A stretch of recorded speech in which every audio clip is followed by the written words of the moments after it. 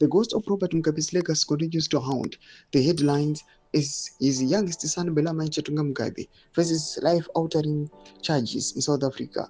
For years, the Mugabe years was synonymous with the ultimate excess of Africa's political elite, spraying expensive champagnes over diamond-encrusted watches and flaunting a lifestyle that the average Zimbabwean could only dream of.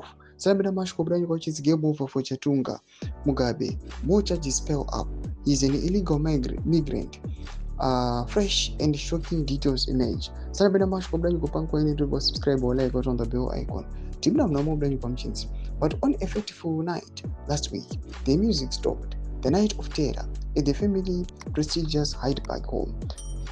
Yes, not only landed the former president's son in prison cell, but he has also unmasked a startling reality. The man who once lived as royal is, in the eyes of the law, nothing more than an illegal migrant. This dramatic turn of events began on the evening of Thursday, 19 February 2026, in a quite leafy suburb of Hyde Park, a sanctuary of Johannesburg's wealthiest residents, including South African President Cyril Ramaphosa. The silence was shattered by gunfire. A 23-year-old Ghana Dena, an employee at the Mugabe residence, was shot in the back. The charges laid against them are a grim catalogue of criminality: attempted murder, obstruction of justice, illegal possession of a firearm and ammunition, and theft. However, it was the final charge, a contravention of the Immigration Act, specifically relating to his status as an illegal immigrant, that left the public utterly stunned. The question on many lips is how the son of a former head of state, a man whose family has owned properties across South Africa for decades, could find himself without valid residence papers. The answer lies in the increasingly precarious status of the Mugabe family in South Africa.